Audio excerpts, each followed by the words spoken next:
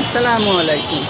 আপনারা একটু দেখেন দেখেন মিরপুর 10-এর এই যে হোপ মার্কেটের সামনে, মানে হোপ মার্কেটে রাস্তা তো রাস্তা, দুইটা রিক্সা নতুবা একটা গাড়ি চলতে হবে, তা না হলে দেখেন কিরকম জাম ধরে আছে। দেখতে পাচ্ছেন? এটা কি এটা কি কোনো ব্যবস্থা হলো? এটা প্রশাসনিক কোনো ব্যবস্থা?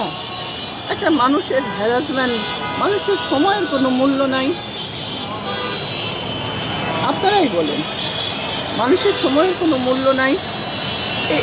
এই মার্কেটটা একেবারে অবৈধ। সরি, এই মার্কেটটা একদম অবৈধ। আপনারা খুব বাহবা দেন হোপ মার্কেট হোপ মার্কেট, কিন্তু এখানকার যে মানুষগুলা বাস করে, যে ভদ্র মানুষগুলা, ভদ্র অফিসাররা বাস করে, তারা যে কী কষ্ট করে ঘরে ঢুকে আর কী কষ্ট করে বের হয়, এবং বাচ্চারা স্কুলে যে ঢুকে স্কুল থেকে বের হয়, মানে কিডন্যাপ করার মতো অবস্থা। হাঁটতে হবে না ভাই, আপনারা যেখানে যা আছেন প্রশাসনিকরা, আপনারা এখানে এসে মার্কেটিং করেন। আপনারা বড় বড় শপিং মলে না গিয়ে এখানে এসে মার্কেটিং করেন, গাড়ি নিয়ে আসেন। দেখেন এখানে আপনি সারাদিন ধরে একটা সকালে আসবেন, একবার রাত 10টার সময় যাবেন, এখানেই আপনার একেবারে সব মার্কেটিং হয়ে যাবে, যে সুই সুতা থেকে আরম্ভ করে একবার চণ্ডীপাঠ পর্যন্ত। এই হচ্ছে আমাদের দেশ। দেখেন ওই পাশে সব মেশিনের রিক্সা, আর এই পাশে যানজট বাধায় রাখছে মেশিনের রিক্সা, একটা গাড়িকে যেতে দিচ্ছে না। এটা কি কোনো শৃঙ্খলাবোধ? এটা কি কোনো শৃঙ্খলাবোধের মধ্যে পড়ে?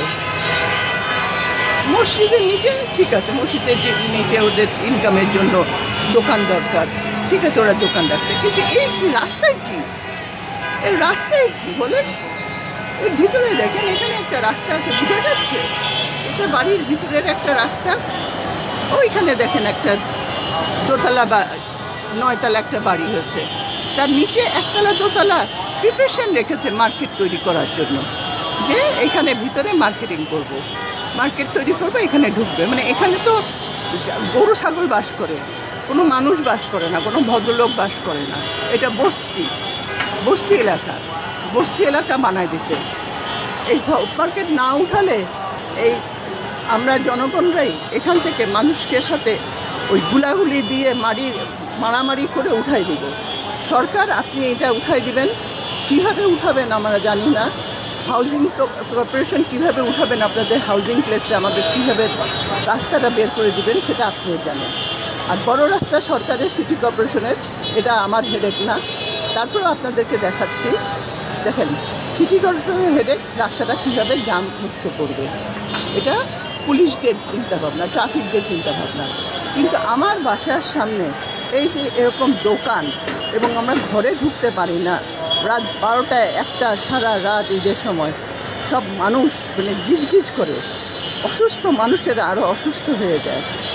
আমার আঙ্কেল, সে এত অসুস্থ, সে স্ট্রোক করছে এবং তার কিডনি ডায়ালিসিস চলতেছে, তাকে নিয়ে থাকা অসম্ভব হয়ে যাচ্ছে, কিন্তু এখান থেকে ফেলে যেতে পারতেছি না। নিজেরা এখানে কষ্ট করে টাকা জমায় ফ্ল্যাট কিনছি। এটা কি বলেন? এটা কি? এদের আপনারা আলাদা ব্যবস্থা করে দেন, কোনো মাঠে একটা ব্যবস্থা করে দেন, যে সকালের দিকে বাচ্চারা খেলা করবে, বিকালে 3টার পর থেকে এই মাঠের মধ্যে দোকানদাররা বসবে। আপনি এভাবে করেন, ওদের কাছ থেকে এখানে চাঁদা নেওয়া হয়, চাঁদা নেয়, বিএনপি চাঁদা নেয়। আওয়ামী লীগ চাঁদা নিতেই ছিল, আওয়ামী লীগ এখানে বসাই গেছে, আওয়ামী লীগ চাঁদা নিয়ে নিয়ে নিয়ে নিয়ে এদেরকে সব, মানে জীব তো মানুষের ছোট হয়, এদের জীব একটা লম্বা হয়ে পেটের কাছ পর্যন্ত জন্য পড়ছে লোভের চোটে। সরি ভাই, আমাকে মাফ করবেন, আমি যেখান থেকেই বলি না কেন খুব কষ্টে বলতেছি। এই যে মানুষগুলো এখানে সব আছে, এই যে মানুষগুলো আছে, এরা কি কষ্ট করে আসছে না? এইভাবে ঘন্টার পর ঘন্টা রাস্তায় দাঁড়ায় থাকবে এই জায়গায়, আর আপনারা অটো রিক্সা চলতে দিচ্ছেন, এবং তাদের নিয়ম শৃঙ্খলাটা দেখেন। তারা ডান দিকে থাকবে, ডান দিকে থাকুক, লাইন হয়ে, বাম দিকে রাস্তাটা খালি করে দিক এই গাড়িগুলো যাওয়ার জন্য। এই গাড়িগুলো হয়রানির মতো দাঁড়ায় থাকে। কোথায় 1 ঘন্টার কাজ, এখানে 6 ঘন্টা লাগে কাজটা শেষ করতে। আমাকে মাফ করবেন, আমি বেশি যদি বলে ফেলি।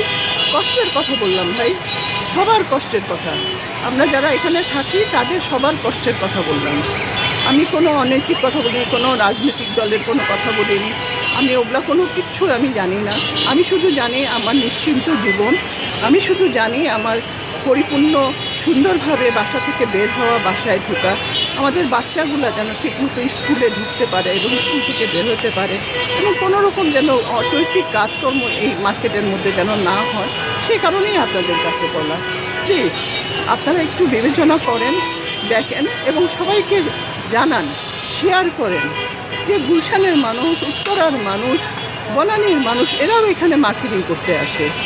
আর্মি পার্সন মানে কেউ নাই ঢাকা শহরের, যে যত যে জায়গায় আসে, মনে হয় নোয়াখালী, বরিশাল ওদিক থেকেও মনে হয় লোক এই হোক মার্কেটে মার্কেটিং করতে আসে। এত প্রচার, অথচ এখানে ভালো কোনো জিনিস পাওয়া যায় না। যে জিনিস আপনি কিনবেন সেই জিনিস একটা ধোয়া দিলেই বাস খেপে গেল। তারপরেও যে কেন আপনারা সস্তায় বস্তা বাঁধেন আমার ধারণার বাইরে। কত কাপড় লাগে, কত লাগে, একটা মানুষের কত লাগে বলেন। আসসালামু আলাইকুম। রমজান মাসে অনেক বেশি বলে ফেললাম, আমাকে মাফ করে দিয়ে। আমি আল্লাহর কাছেও মাফ চাই আপনাদেরকে এত কথা বলার কারণে। I am so sorry. জাযাকাল্লাহ খায়ের।